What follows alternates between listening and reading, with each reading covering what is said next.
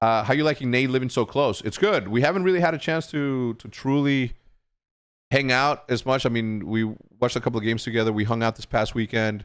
But but the Wednesday night golf cart pickup drink extravaganza hasn't happened yet. When are we gonna get the OpTic 100T crossover?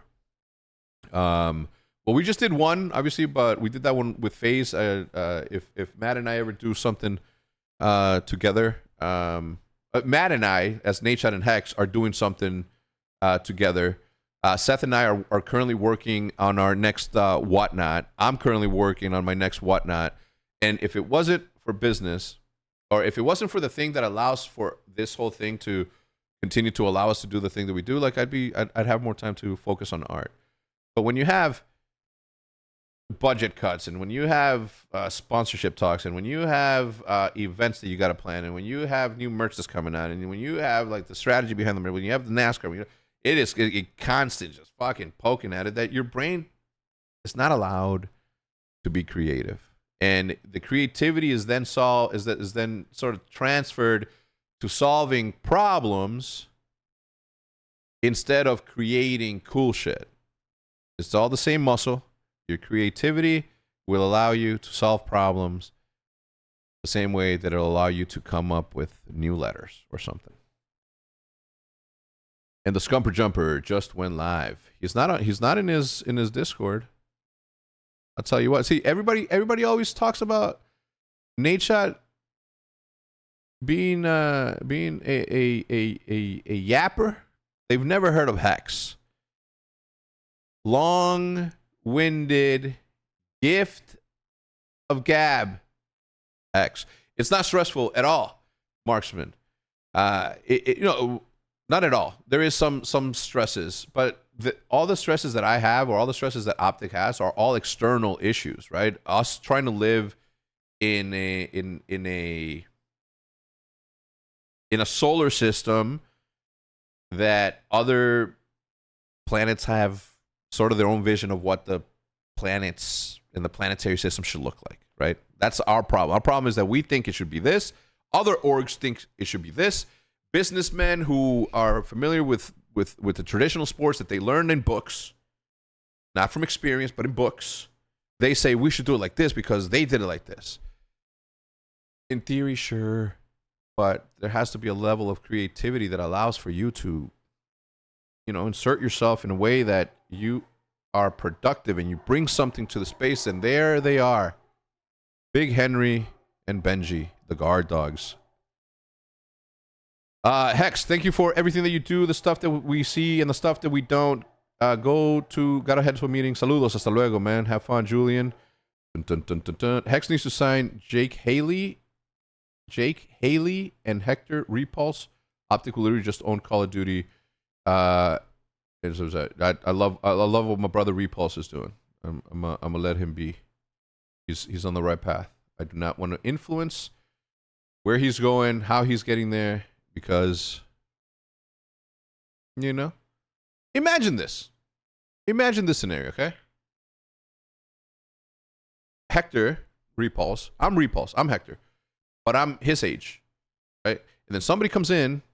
I got something going for myself. I'm building something for myself, right? I'm gonna give you a better example. Imagine if when in 2010 I see the guys in FaZe, the snipers in FaZe, doing what they're doing, and I say, I'm going to pick them up.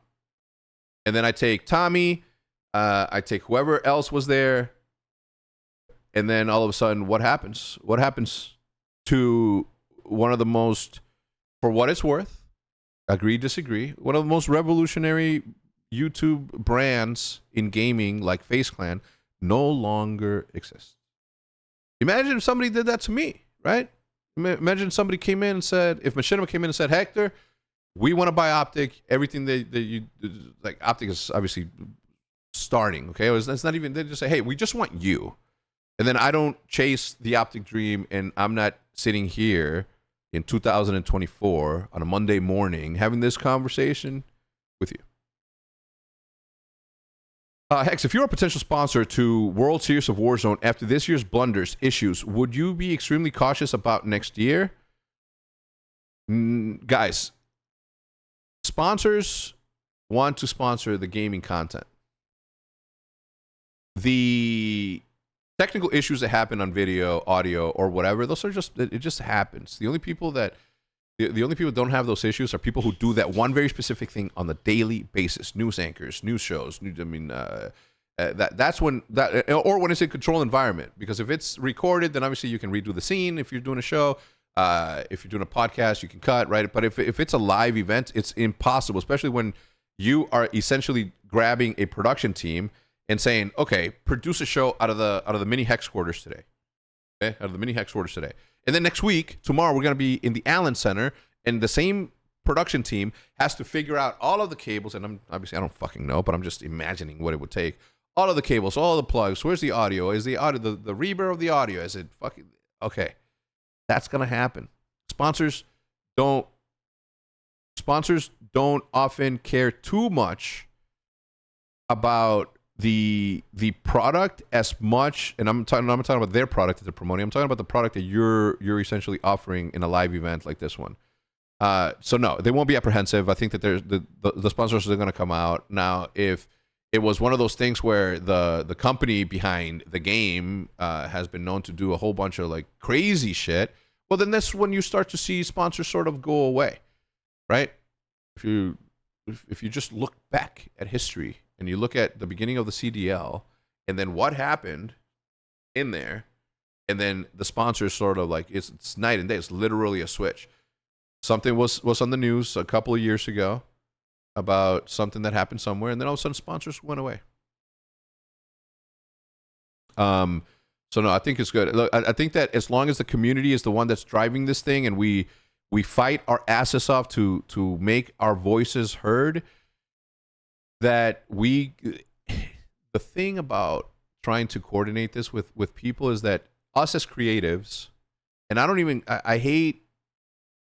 hate it. I'm blessed to be in the position that I'm in, but I'm a creative person. I'm a creative. I'm a content creator first, right? And I'm not talking about just video content. I'm talking about art content. I've always created stuff, right? It's been my thing forever and always. It just happened that at one point I moved on to video format for artistic purposes or artistic scratching of an itch, whatever. Other creatives like us have people on a business, on a different floor, on the business levels, that have their opinions as to how the business should go. And when that happens, the creative thing that happens, the creativity dulls, and you're sort of chose to pick making more skins so that we can get more money than making better maps or gameplay. It happens all the time.